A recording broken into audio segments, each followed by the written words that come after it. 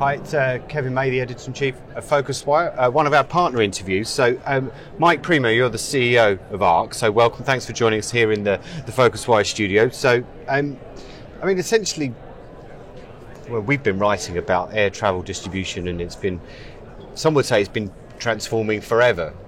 But in reality, the last half a decade, more specifically in the last 2 or 3 years, it's really started changing.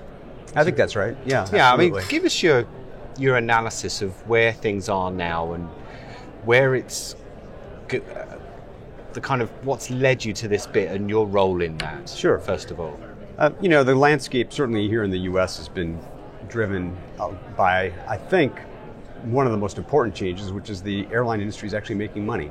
Mm-hmm. And that's giving them the dollars to invest in new solutions that they've wanted to try to pursue for a long time. Yeah. So that's sort of one of the fundamental things that's driven the change. Where we are today is, we still have a very long ways to go. We look at important new revenue streams to airlines like ancillaries, and we're still at one ancillary per 200 tickets sold through the ARC system. That's extraordinarily low. It's extraordinarily low. So it just speaks to how this complex ecosystem still has a very long ways to go in terms of not only delivering the front-end content to enable agents to actually sell those ancillary products and services, but all the back-end processes as well, whether it's mid-office automation that agents, certainly TMCs and OTAs, rely on heavily to be able to process that ancillary sale at the same time they're processing a ticket. Yep. But people like ARC and even the carriers themselves. The US was very early to adopt ancillaries in the form of bag fees, but those were implemented at a time when EMDs were just sort of coming out. And so the major carriers didn't implement EMDs to do bag fees. Yeah. And most of them still haven't really actually implemented EMDs today. They're still using their own internal systems. And as opposed to Europe, where I think EMD penetration is much greater. Correct. In the European carriers. So that continues to be a source of conflict between our side and your side of the pond, is that inability to do an ancillary sale on each other because we're using different systems.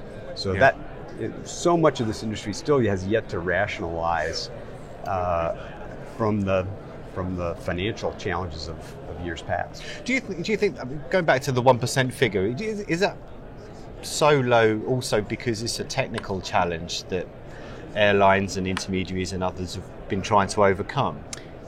I think that absolutely or not, or a mindset thing at the agent level, do you think? No, it's purely technical. I mean, we certainly hear from our agency community that they are going onto airline websites, impersonating their client in order to book a preferred seat, because they still don't really have access to that content through the GDS.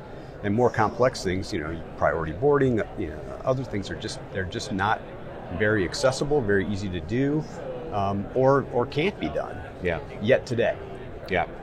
So what do you think your role is going to be going forward? Well, our specific role at this. So we're an enabler. We're presently we're going to exceed, I think, $90 billion in processing this year for the first time ever. So certainly the agency community continues to do well. Dollars continue to go up, but being able to add on this ancillary content and provide the ability to sell and service that transaction in an NDC environment is where we're headed, and we continue to engage both the airline and agency communities in order to try to enable that. Okay, tell us a bit about Snowflake then. About what? Snowflake. Snowflake. Well, we don't have a lot of snowflakes in Los Angeles, outside anyway. Snowflake, we're pretty excited about. Brand new software as a service database product. Unlike relational database, is actually a document database. So there's a real learning curve in terms of how you manage data in a document world as opposed to a relational world. But we're very excited what it means in terms of performance, responsiveness, and our ability to support innovation as all this new data comes in around ancillaries, getting that information, whether it's back to agencies, TMCs, OTAs, or to airlines themselves to help them optimize that, we think is a really exciting opportunity. Snowflake's going to help us do that. Okay, and NDC as a concept's had a fairly checkered history, but it seems to have been adopted now. I wouldn't go quite that far. I wouldn't go quite that far. I mean, I think. But given where we were a few years ago, let's say it's accepted now. It hasn't exactly been adopted yet. Yeah. I think certainly for the U.S. market, Sabre really making some very bold public statements earlier this year, I think is a really good sign. They have, I think, over half the U.S. agency market today.